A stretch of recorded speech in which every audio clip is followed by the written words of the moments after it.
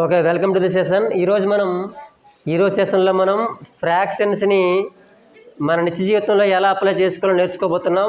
అందుకోసం ఈ ప్రాబ్లం ఒకసారి చూడండి. శైలి ప్లాంట్స్ 4 saplings ఇన్ ఏ రో ఇన్ హెర్ గార్డెన్. శైలి అనే అమ్మాయి అంట ప్లాంట్స్ మీన్స్ నాటడం, 4 saplings మీన్స్ మొక్కలు, ఒక 4 మొక్కలట తన గార్డెన్లో ఇన్ ఏ రో ఒకే వరుసలో నాటుతూ ఉందట. మరి ఎలా నాటుతూ ఉందో నెక్స్ట్ లైన్ చెప్తున్నాడు చూడండి. The distance between 2 adjacent saplings is 3/4 meters. So the distance, వాటి మధ్య దూరం ఇస్తున్నాడు. 2 adjacent saplings, పక్క పక్కనే ఉన్నటువంటి 2 మొక్కల మధ్య దూరం అట 3/4 meters. అలా మరి ఎన్ని మొక్కలు నాటిందంటే 4 మొక్కలు నాటింది. అయితే ఇప్పుడు మరి క్వశ్చన్లో ఏమడుగుతున్నాడు, find the distance between the first and last sapling. మొదటి మొక్కకి చివరి మొక్కకి మధ్యలో ఉన్నటువంటి డిస్టెన్స్ ఎంత మనం చెప్పాలి. మీకు నీట్గా అర్థం అవడం కోసం ఇక్కడ డయాగ్రామ్ కూడా వేసి చూడండి. 4 saplings, నెంబర్ 1 2 3 4. ప్రతి చూడండి మొక్కకి మధ్యలో distance 3/4 meters.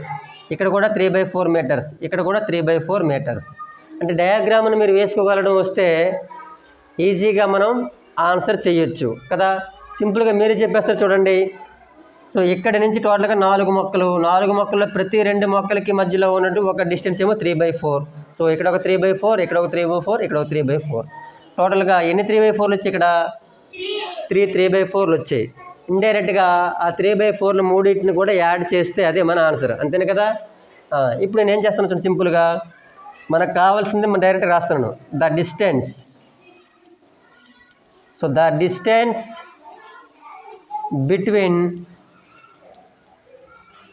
the first and last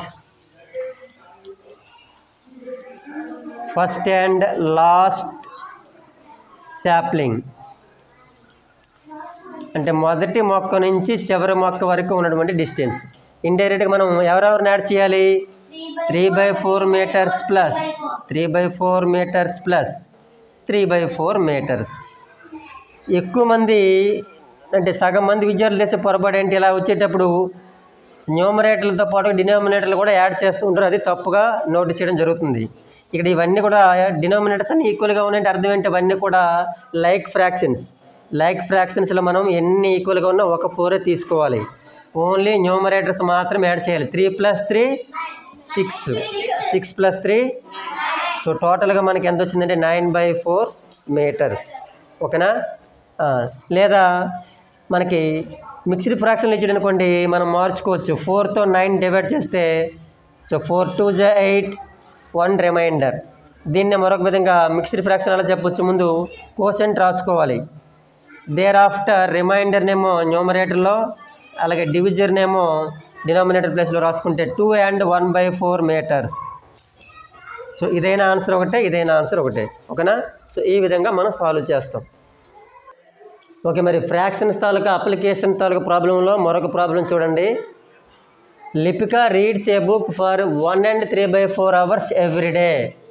so ఆ సెంటెన్స్ని ముందు అర్థం చేసుకోవాలి.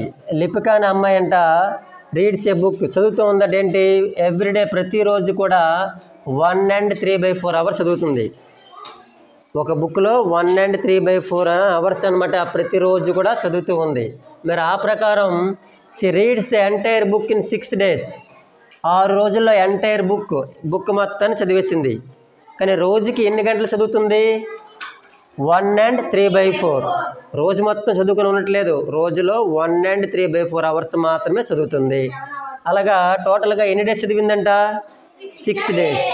మీరు రోజుకి 1 and 3/4 hours చదివితే 6 daysలో చూడండి ఇక్కడ హౌ మెనీ అవర్స్, 6 daysలో కూడా ఎన్ని గంటల పాటు ఆమె చదివినట్లు అని మనకి అడిగాడు ఇక్కడ. ఓకేనా, ఒక రోజుకి 1 and 3/4 hours చదువుతూ ఉంది. అలాంటిది 6 daysకి ఎన్ని అవర్స్ చదువుతుంది మనకి అడిగాడు.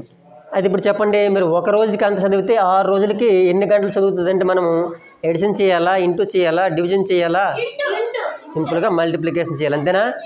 మీరు సింపుల్గా వర్కింగ్ కూడా రాసుకోవడం రావాలి. చూడండి ఇక్కడ లిపిక అనే అమ్మాయి రోజుకి ఎంత చదువుతూ ఉంది, so Lipika reads a book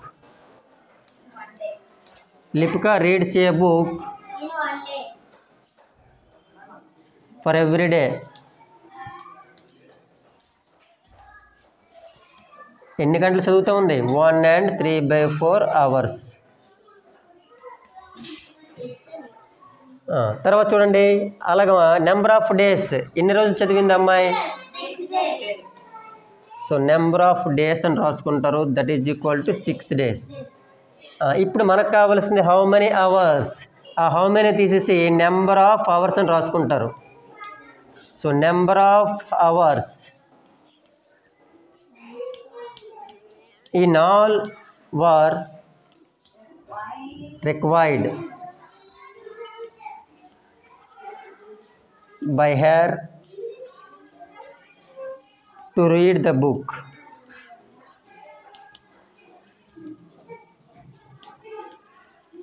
ఇప్పుడే చెప్పాం కదా, టోటల్గా 6 daysకి కూడా ఎన్ని అవర్స్ చదువుతూ ఉందని తెలుసుకోవాలంటే ఏం చేయాలి? మనం ఇంటూ చేస్తున్నాం.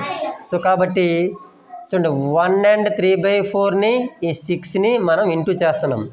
ఇండైరెక్ట్గా మీకు ఒక మిక్స్డ్ ఫ్రాక్షన్ని ఒక హోల్ నెంబర్తో ఇంటూ చేయడం వచ్చా రాదా అని తెలుసుకోవడం కోసం ఈ లెక్క ఇచ్చాడు.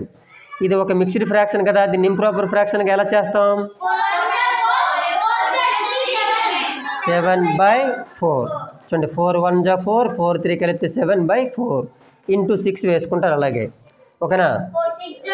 ఈ రెండింటిని మనం క్యాన్సిల్ అయితే క్యాన్సిల్ చేసేవచ్చు. 2 టేబుల్ ఉంటాయి కదా, 2 2 4, 2 3 6. మీరు క్యాన్సిల్ కావు కాబట్టి 7ని 3ని ఇంటూ చేసిన 7 3 ఎంతమ్మా? 21. ఈ /2 అలానే మిగులుతుంది, 21/2. మనందరికీ బాగా తెలుసు 21/2 అంటే అర్థం ఏంటి? 21ని ఈక్వల్గా 2 పార్ట్లు చేయాలి. 21లో సగం ఎంత? సరిగా చెప్పాలి. 20లో సగం ఎంత? 20లో సగం 10.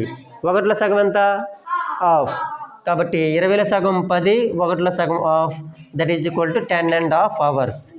అంటే మొత్తం మీద అమ్మాయి అట 6 రోజులు కూడా ఎంత చదివిందంటే 10.5 గంటలు చదివింది. ఓకేనా? ఈ విధంగా మీరు సాల్వ్ చేయాలి. చూడండి, ఇక్కడ ముందు లెక్కలో మొత్తం మీకు 2 ప్రాబ్లమ్స్ ఎక్స్ప్లెయిన్ చేశాను కదా, దానిపైన మీకు అదొక హోంవర్క్ ప్రాబ్లం. దీని ఆన్సర్ నాకు వెంటనే మీరు తెలియజేయాలి. చూడండి, మరి ప్రాబ్లం ఒకసారి చదువుతున్నాను. A car runs 16 kilometers using 1 liter of petrol. ఒక కార్ అట, ఆ కార్లో కానీ మనం 1 లీటర్ పెట్రోల్ వేస్తే అది ఎన్ని కిలోమీటర్లు జర్నీ చేస్తుందట? 16 kilometers వెళ్ళగలదట. అయితే now how much distance will it cover using 2 and 3/4 liters of petrol. అదే సేమ్ కార్లో 2 and 3/4 liters అంటే 2 లీటర్ల కంటే కొంచెం ఎక్కువ మనం పెట్రోల్ కానీ పోసినట్లయితే ఎంత డిస్టెన్స్ కవర్ చేస్తానని అడిగాడు. మరి ఈ ప్రాబ్లంలో మీరు ఒకసారి ఆలోచించండి. మనం ఇప్పుడు మరి ఇంటూ చేస్తామా, డివిజన్ చేస్తామా, ప్లస్ చేస్తామా, సబ్ట్రాక్షన్ చేస్తామా? ముందు లెక్కలాగా ఇది కూడా మళ్ళీ మల్టిప్లికేషనే చేస్తాం. 1 లీటర్ చూడండి, 1 లీటర్తో ఎన్ని కిలోమీటర్లు వెళ్తుంది? ఇప్పుడు మనం ఎంత లీటర్లు వేసాం అందులో? 2 and 3/4. సో కాబట్టి టోటల్గా ఎంత డిస్టెన్స్ వెళ్తుందో కావాలంటే ఎవరెవరిని మల్టిప్లై చేయాలి? 3/4. 2 and 3/4 అనే మిక్స్డ్ ఫ్రాక్షన్ రెండింటిని మనం ఇంటూ చేయాలి. దీన్ని ఇంప్రాపర్ ఫ్రాక్షన్గా మారుస్తారు, ముందు లెక్కలాగే చేస్తారు. ఓకేనా? అది మీకు హోంవర్క్. ఆన్సర్ నాకు తెలియజేయాలి. ఓకేనా?